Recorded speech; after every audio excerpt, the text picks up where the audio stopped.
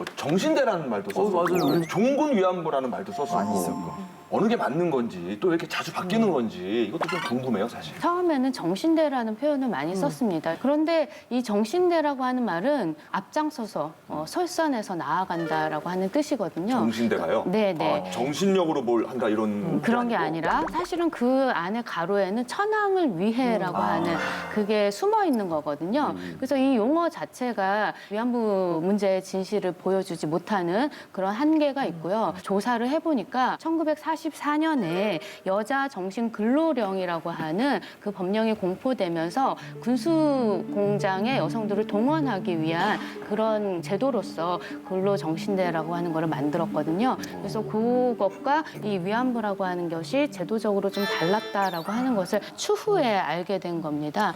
예, 예. 위안소란 이름이 처음 나오는 게 31년이고 네네. 본격화됐던 게 보통 37년 이후라고 보는데 정신대라는 단어는 44년이니까 기억이 안 맞는 것도 있고.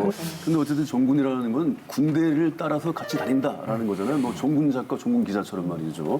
근데 그건 뭐 강제성이 아니라 자발성을 띠는 거기 때문에 오늘 좀 우리가 이야기하는 일본군 위안부를 지칭한 용어는 적절치 않지 않나 이런 생각은 또 어떻습니까? 그래서 요즘엔 일본군 위안부, 줄여서 위안부 이렇게 좀 표현을 하고 있고 이 이슈 자체가 지금 세계적으로 알려진 이슈이기 때문에 영어로도 많이 얘기를 하는데 이게 영어로 번역하면 컴포트 우먼이에요. 그러니까 기쁨과 위안을 주는 여성이라는 단어가 되니까 사실 용어 자체가 굉장히 모욕적이잖아요. 위안이라고 하는 말은 남성의 시각인 거죠. 군인의 시각인 거고 폭력이라고 하는 거를 감추는 용어이기 때문에 적절하지는 않습니다. 그래서 최근에는 이제 국제사회에서도 그렇고 성노예라고 하는 표현을 많이 쓰고 네네. 있는데요. 이 피해자분들이 활동하시는 경우에 성노예라는 표현을 쓰기가 조금은 이제 너무나 직설적이기 때문에 제도를 표현할 때는 이제 성노예제라는 표현을 많이 쓰고요. 피해자분이 지칭할 때는 이제 역사적 용어로서 따옴표를 쳐서 위안부라고 그렇게 이제 표현을 하고 있는 근데 아무리 상황입니다. 들어도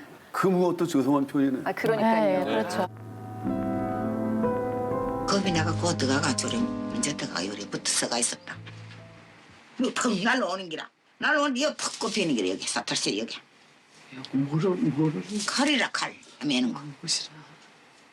그러고 막 퍽주잔지 뿌는 게 퍽주잔지고 막 뒤로 나자빠지는 게. 뒤로 나자 기절해가 나자빠져가 우이된 동자 그것도 모르는데. 그런데 막 밤에는 얼마나 쓰시고 아프지 막 밑에도 막 째지는 거 위에 있는 거 막 얼마나 아프고 막 밤새도록 울었는 기라 이제 막.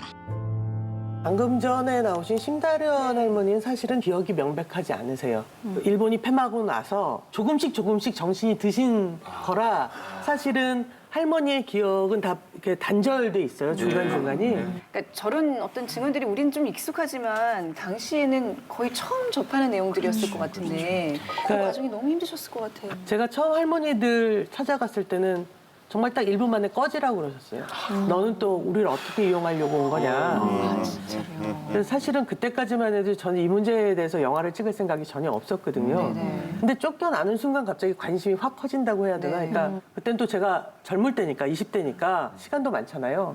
그래서 그냥 그 다음 날부터 아침 10시에 할머니들 계신 나누의 집에 가서 오후 4시까지 그냥 거실에 앉아있다 왔어요. 아 그냥요? 네. 그러니까 할머니들도 친해지면 쟤한테 이용당할 것 같으니까 말도 안 거시고 밥 자기들끼리만 드시고 아이고. 전 없는 사람 취급을 했었어요. 근데 야 불편했겠네 되게. 아니 의외로 안 불편하죠. 전 없는 사람이니까. 투명 인간이니까 오히려? 투명 인간이니까. 그래서 이제 마음속으로 언젠가 할머니들하고 친해지면 당신들이 나 보는 앞에서 뭘 자기들끼리만 먹었는지를 다 말씀을 드려야지. 배고프셨나 봐요. 뭐 그러길 한 8개월? 그러다가 할머니들이 94년에 이사를 가시게 됐어요. 근데 집이 안 구해지는 거예요, 전셋집이. 위안부 피해 할머니들끼리 모여 사는 집이니까 집값 떨어진다고 아무도 전세를 안 주셨어요. 아 그런 게 어떻게 이사를 가시게 됐는데 그 한옥집이었는데 뭐 이렇게 막 전기도 잘 안 들어오고 장판도 안 깔려 있고 막 그런 집이었어요. 그리고 이제 포장이사가 아니니까 용달 아저씨들이 우르르 오셨는데 할머니들만 있으니까 이게 감당이 안 될 게 그분들도 느껴지잖아요. 그러니까 한옥 가운데 마당에다가 짐을 다 부려놓고 그냥 가신 거예요. 그래서 저희들이 그날이 첫 촬영이었는데 딱 카메라를 들고 갔더니 한옥집에 가운데 이렇게 짐이 이렇게 쌓여 있고 그리고 방은 막 불도 안 들어오고 할머니들이 그 짐 위에 걸터 앉아서 이렇게 담배를 태우시는데 4월 초인데 갑자기 눈이 내리는 거예요. 그래서 사실은 솔직히 말씀드리면 드디어 나에게 선물이 왔구나. 딴 거 없이 그냥 이 장면만 찍으면 난 될 것 같다. 네, 진짜 영화 같은 장면.